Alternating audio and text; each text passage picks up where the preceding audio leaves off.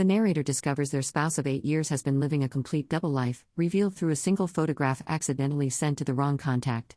What starts as confusion about a stranger in their kitchen transforms into the horrifying realization that their entire marriage has been built on lies, manipulation, and carefully orchestrated deception. I'm staring at a photo on my phone right now, and I still can't quite believe what I'm seeing. It's a woman I've never seen before in my life, standing in what looks exactly like my kitchen, wearing what appears to be my husband's wedding ring. The timestamp says it was taken yesterday at 3:47 p.m., which would have been impossible since Alex was supposed to be in Denver for his marketing conference. But there she is, smiling at the camera like she belongs there, like this is the most natural thing in the world. I've been married to Alex for 8 years, and I thought I knew everything about him. Turns out I didn't know anything at all. Let me back up and explain how we got here, because even now, 6 months later, I'm still trying to piece together how someone can live such an elaborate lie for so long. Alex and I met in college during our senior year. He was studying business, I was finishing my degree in education, and we just clicked immediately. He was charming in that effortless way some people have, where they can walk into any room and instantly become the center of attention without trying. He was ambitious, funny, and he had this way of making me feel like I was the most important person in the world when he focused on me. We dated for 2 years after college, moved in together, and got married in what I thought was a beautiful ceremony at a vineyard outside the city. All our friends and family were there. My parents walked me down the aisle. His parents flew in from Oregon. It felt perfect and real and permanent. Alex worked as a marketing consultant, which meant he traveled a lot for client meetings and conferences. Sometimes he'd be gone for a week at a time, sometimes just overnight trips, but it was steady work and he was good at it. We bought a house in the suburbs 3 years ago, a nice split level with a big kitchen that I loved and a backyard where we talked about maybe having kids someday. I taught 4th grade at the local elementary school, so my schedule was pretty predictable. I'd be home by 4 p.m. most days, and Alex would either be there working from his home office or he'd be traveling. When he was home, he was attentive and loving. We'd cook dinner together, watch Netflix, talk about our days. When he traveled, we'd text throughout the day and usually FaceTime before bed. It seemed normal. It seemed like a good marriage. Looking back now, there were probably signs, but they were so subtle and Alex was so skilled at explaining them away that I never questioned anything. Sometimes his phone would buzz with texts late at night and he'd glance at it and say it was a client in a different time zone. He kept his work and personal social media accounts completely separate, which made sense for his professional image. Occasionally he'd get calls during dinner and step outside to take them, but he'd always come back and explain it was work-related. He traveled so much for legitimate business that it never occurred to me to question whether he was actually where he said he was. Why would I?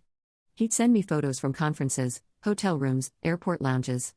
He'd bring me back little gifts from different cities. He'd complain about delayed flights and boring presentations.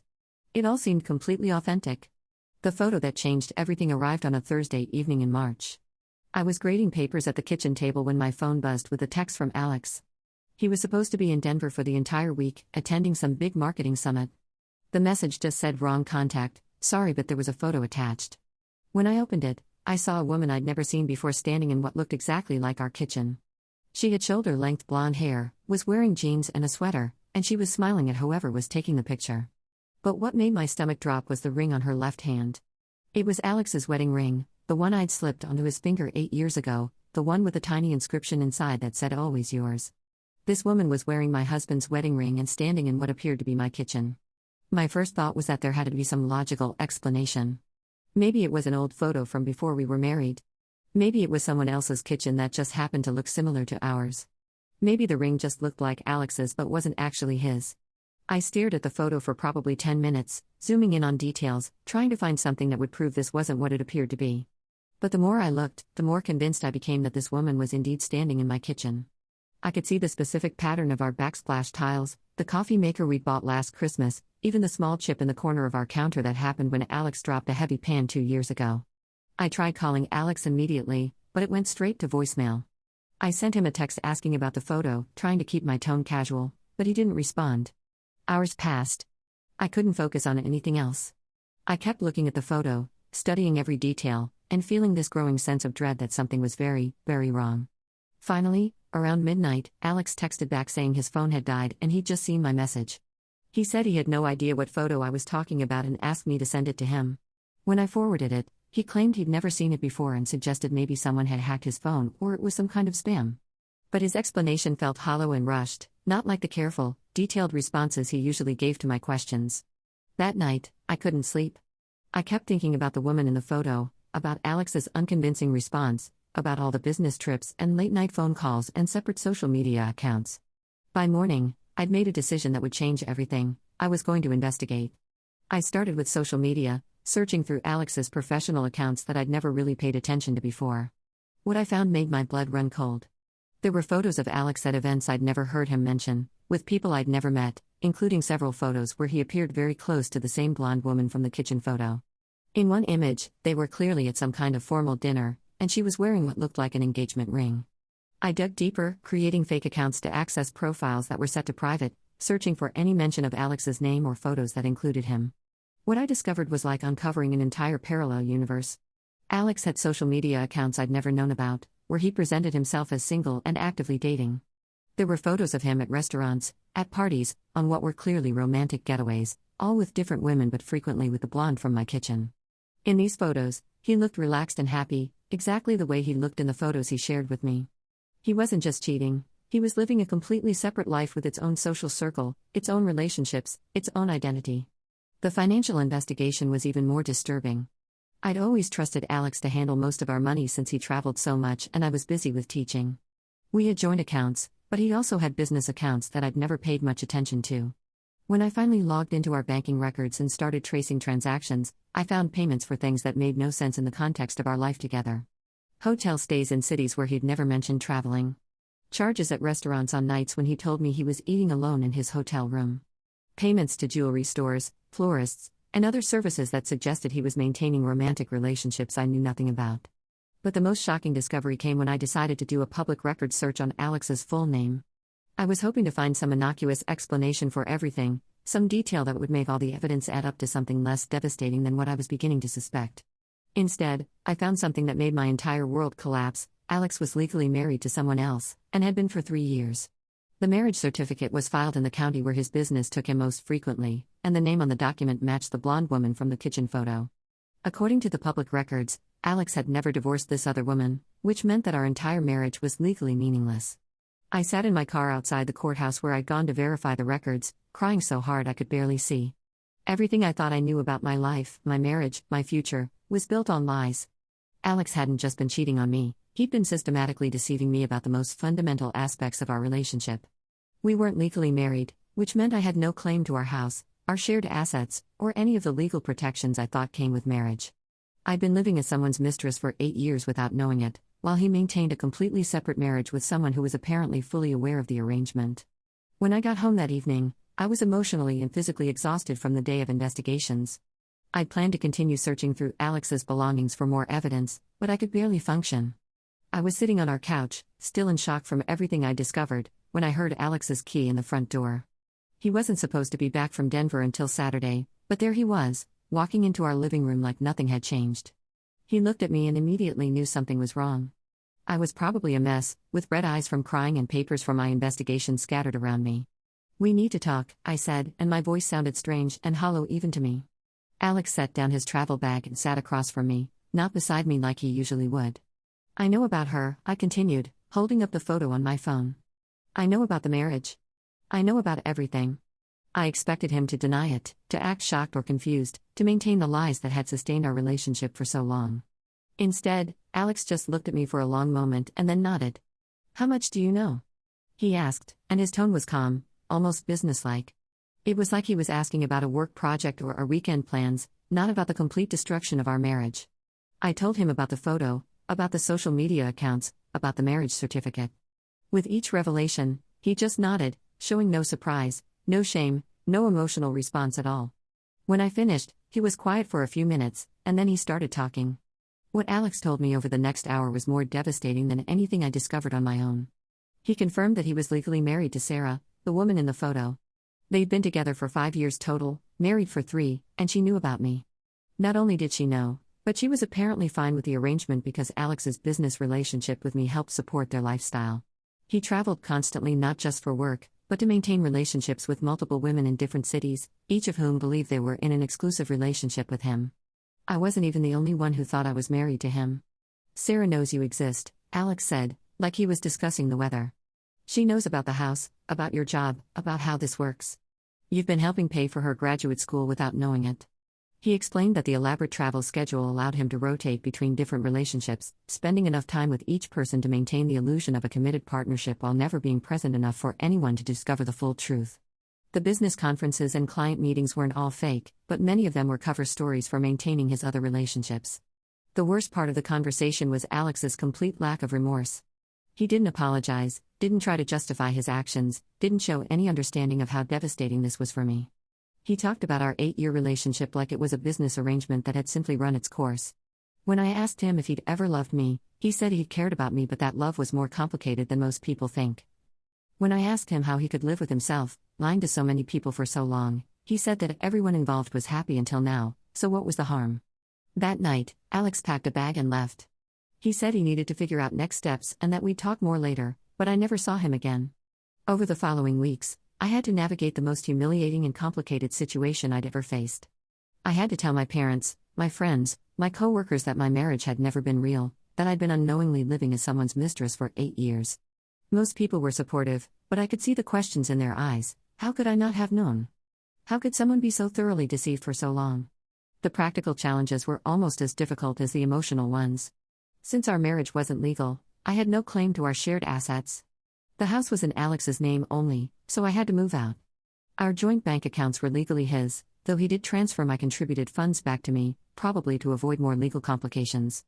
I had to change my emergency contacts, update my insurance policies, and essentially rebuild my entire adult life from scratch. Every official document, every shared account, every aspect of our intertwined lives had to be untangled, and since I had no legal standing as his spouse, it was all at his discretion. The emotional recovery was even harder than the practical challenges.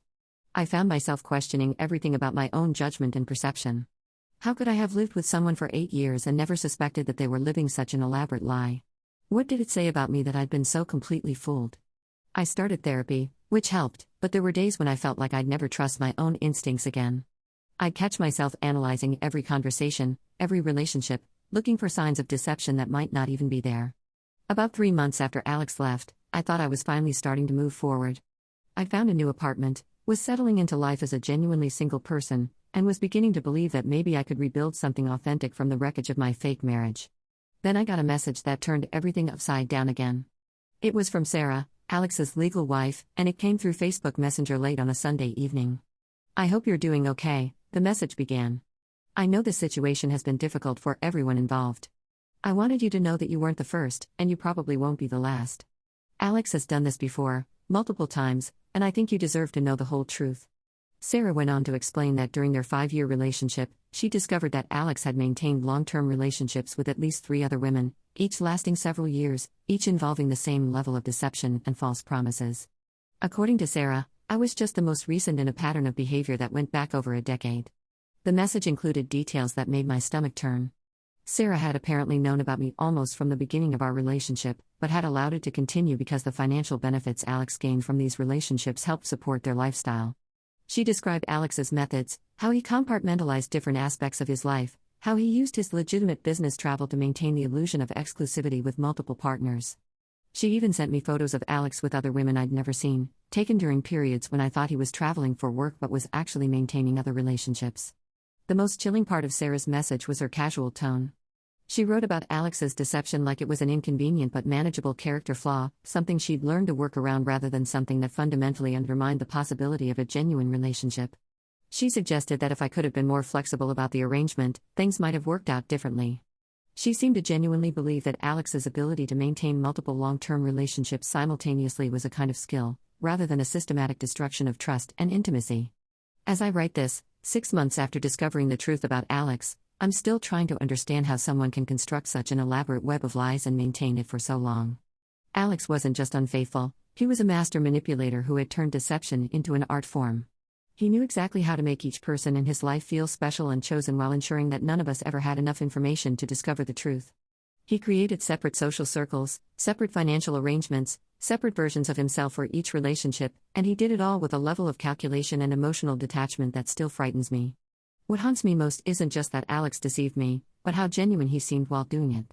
When he told me he loved me, when he made plans for our future, when he acted hurt or disappointed or excited or any other emotion, it all felt completely authentic. Either Alex is a sociopath capable of perfectly mimicking human emotion, or some part of him actually did experience genuine feelings while simultaneously orchestrating elaborate betrayals. I'm not sure which possibility is more disturbing. I've learned that there are people in the world who can compartmentalize their lives so completely that they can maintain multiple romantic relationships without the guilt or cognitive dissonance that would destroy most people. Alex could come home to me after spending a week with Sarah or another woman, and he could be genuinely present and affectionate. He could make love to me and tell me I was the most important thing in his life, and in that moment, he might have even believed it himself. The experience has changed how I think about trust, intimacy, and the fundamental assumptions we make about the people closest to us. For 8 years, I shared a bed, a home, and a life with someone who was essentially a stranger. I based major life decisions on a relationship that existed primarily in my imagination. I trusted completely, and that trust was systematically exploited in ways I'm still discovering. But here's what I've realized in the months since Alex left: the problem wasn't that I trusted too much or that I was naive or that I should have seen the signs. The problem was that I was involved with someone who was fundamentally dishonest about the most basic aspects of human connection. Most people, even when they cheat or lie or hurt their partners, aren't capable of the level of sustained deception that Alex maintained. Most people have some internal limit to how much they can betray someone they claim to love. I'm dating again now, slowly and carefully, and I've had to learn how to trust my instincts while also accepting that there are some kinds of deception that are simply impossible to detect. I can't live my life assuming that everyone is secretly living a double life, but I also can't pretend that Alex was some kind of unique monster. There are people out there who are capable of extraordinary deception, who can maintain elaborate lies for years without showing any obvious signs of the betrayal they're orchestrating. The photo that started all of this is still on my phone.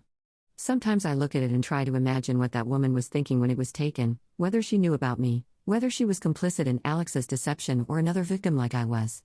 I'll probably never know the full truth about how many people Alex deceived or how long he'd been living this way. But I do know that somewhere out there, there's probably another woman who thinks she's married to Alex, who trusts him completely, who has no idea that her entire relationship is built on lies that are so elaborate and convincing that they can fool someone for years. That's the thought that keeps me up at night sometimes, not just that Alex deceived me, but that he's probably still out there, still weaving his web of lies, still destroying people's lives with a smile and a wedding ring and promises that he never intended to keep.